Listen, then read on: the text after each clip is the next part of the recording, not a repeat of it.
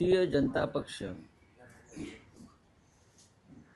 हा किती बनचुका आणि ढोंगी आहे हे अंबरनाथ प्रकरणात पुन्हा दिसलं. काँग्रेस पक्षानं त्यांचे 12 नगरसेवक निलंबित केले भारतीय जनता पक्षाबरोबर आघाडी केल्याबद्दल, आणि भारतीय जनता पक्षानंही कारवाई केली काँग्रेस किंवा MIMशी युती केल्याबद्दल. पण काँग्रेसनं उमेदवारांना, त्यांच्या नगरसेवकांना निलंबित करताच रवींद्र चव्हाण भाजपचे प्रांताध्यक्ष आहे, त्यांनी त्याच काँग्रेसच्या नगरसेवकांवर ससाण्यासारखी झडप घातली. जे राज ठाकरे म्हणाले ना तेच झडप घातली. काँग्रेस विचाराचे लोक आहेत ते. काँग्रेसने त्यांना पक्षातून काढले आज काल, आणि तुम्ही त्याच काँग्रेसला आपल्याबरोबर घेऊन अंबरनाथमध्ये सत्ता स्थापन करता का?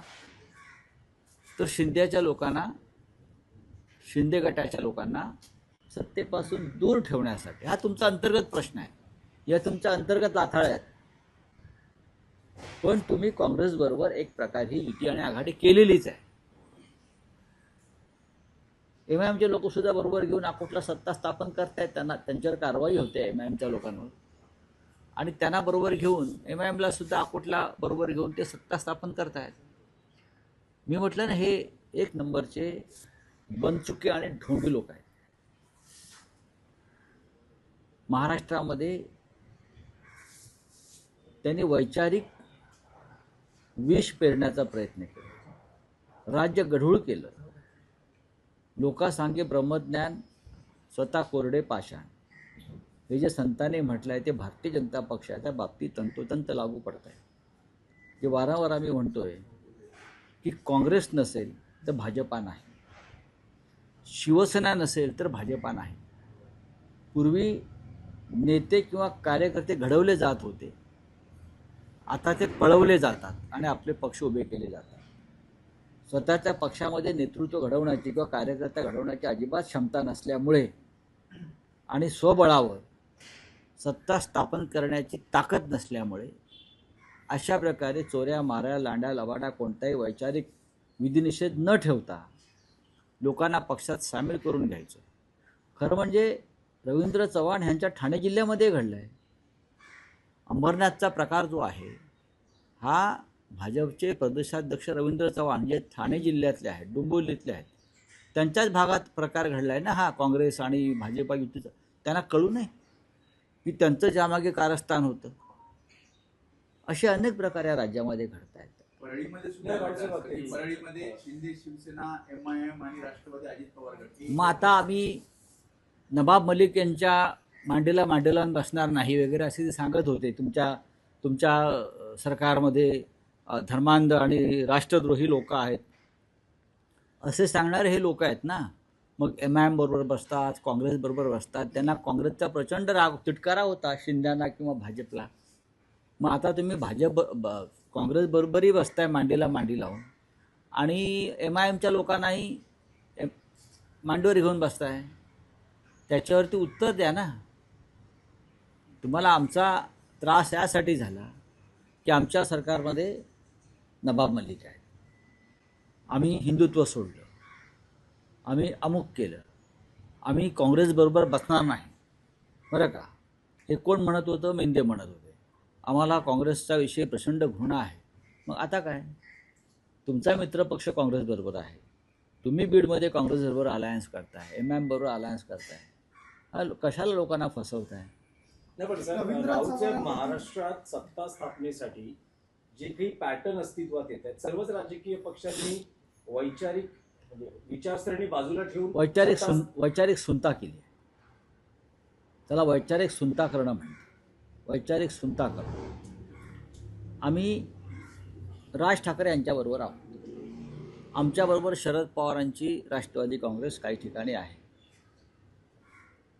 पण साधारण काँग्रेस पक्षाबरोबर जेव्हा आम्ही महाराष्ट्रात सरकार स्थापन केलं आणि त्या सरकारमध्ये खरं तर एकनाथ शिंदे आणि त्यांच्याबरोबरची जी टोळी फुटली तेही सामील होते, तेही सत्तेचे भोग घेतच होते ना. आणि बराच काळ घेतला त्यांनी. त्यातूनच ते 50-50 खोके वाटण्याची ताकद निर्माण झाली. म्हणजे 2,000 कोटी रुपये त्यांनी वाटले आमदारांना. तेव्हा त्यांना काँग्रेस नको. त्यांनी पहिल्या दिवशी काँग्रेसचं सरकारमध्ये बसणार नाही ही भूमिका का घेतली नाही? 2.5 वर्ष सरकारमध्ये बसल्यावर तुम्हाला ही उपरती झाली.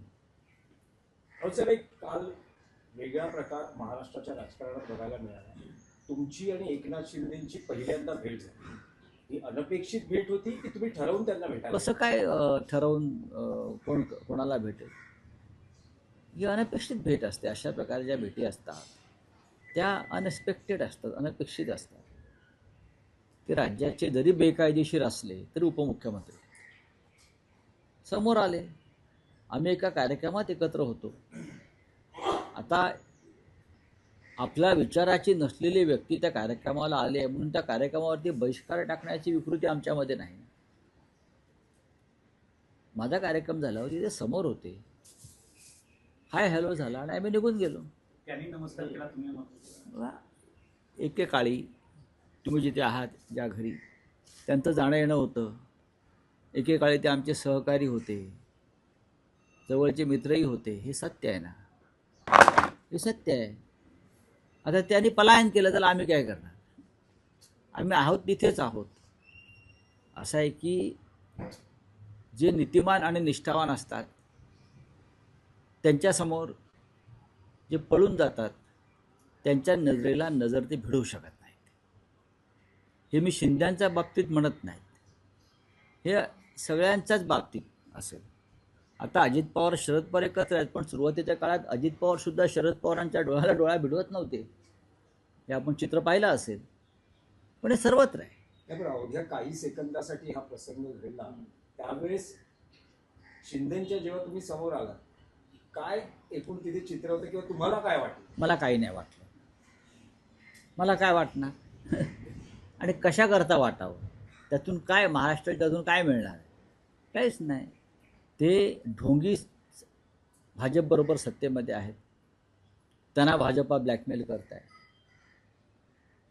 अमित शहा त्यांच्या पक्षाचे नेते आहेत आणि आमच्या दृष्टीनं अमित शहा महाराष्ट्राचे शत्रू आहेत, महाराष्ट्राचे दुश्मन आहे. म्हणून ते 2 ठाकरे बंधू एकत्र येऊन महाराष्ट्राच्या दुश्मनाविरुद्ध लढत आहेत. भाजपमधल्या बंडखोरांची हकालपट्टी किंवा त्यांच्यावर निलंबनाची कारवाई झाली, पण ठाकरेंचे अजून अनेक बंडखोर अपक्ष रिंगणात आहेत. दोन्ही कारवाईबद्दल दोन्ही बाजूनी काही ठिकाणी अपक्ष किंवा बंडखोर रिंगणात दोन्ही बाजूने, असं नाही, दोन्ही बाजूने आहे. आम्ही दोन्ही बाजूने आहे. त्याच्यावरती आता काल आम्ही रात्री चर्चा केलेली आहे. बघू आता. जे लोक मुंबईत जन्माला येऊन म्हातारे झाले ते शहराचा विकास करू शकले नाही, ते आता काय विकास करणार अशी देवेंद्र फडणवीसांनी ठाकरे बंधूंवरती जहरी टीका केली. अच्छा, हे कोण म्हणताय? देवेंद्र फडणवीसांनी म्हटलं मुंबईत जन्माला येऊन म्हातारे झालो. पण आम्ही मुंबईत जन्माला येऊन म्हातारे झालो म्हणून मुंबई महाराष्ट्रात टिकली आणि तुम्ही मुंबईत राहताय हे त्यांना विचारा, का राहताय? आम्ही मुंबईत संघर्ष करून म्हातारे झालो, बरं का. आमची एक आधीची पिढी स्वर्गवासी झाली, शहीद झाली. म्हणून तुम्हाला या मुंबईमध्ये बसून महाराष्ट्रावर राज्य करता येते मिस्टर फडणवीस. आता तुम्ही तरुण आहात, अजून नागपूरचा काय विकास केला? लोक तुम्हाला दारातून हाकलून देतात, मी बघितलं काय.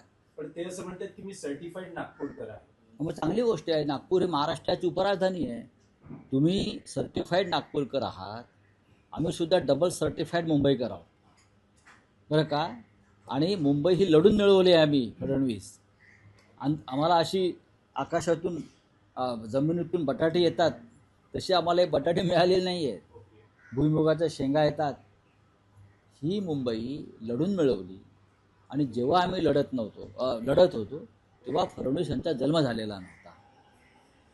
हां, डायलॉग मारायला काय झालं? गब्बरसारखे गब्बर मरून गेला. डायलॉग अमर आहेत त्याचे. सर, संयुक्त पत्रकार परिषद, संयुक्त युती, संयुक्त मुलाखत आणि आज पहिली संयुक्त प्रचाराची ठाकरे बंधूंची सभा नाशकात होते.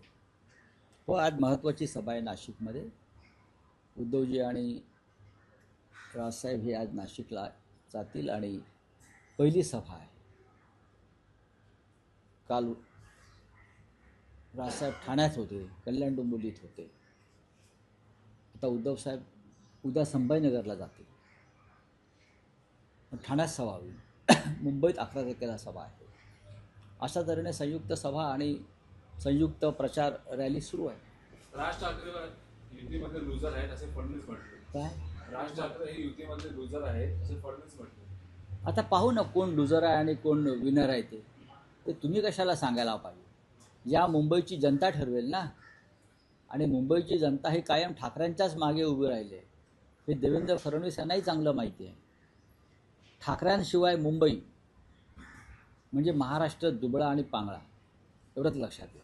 सर, 900 कोटींच्या सेंट्रल बँक घोटाळ्या प्रकरणात आता मोहित कंबोज नाही मला माहिती, यांना माझ्याकडे माहिती नाही. सर, चला हिंदी में क्या है आपका, लवरू दादा सबका बोलिए. देखिए देवेंद्र जी की टिप्पणी से ठाकरे बंधुओं के अलायंस पर कोई परिणाम नहीं हो. ये इतना मजबूत जोड़ और अलायंस है कि मुंबई के साथ पूरे महाराष्ट्र में उसका असर पड़ रहा है. तो ये डर है देवेंद्र जी के मन में. ठाकरे बंधु एक साथ आने से उनकी कुर्सी भी हिल जाएगी. अब देखो क्या होता है.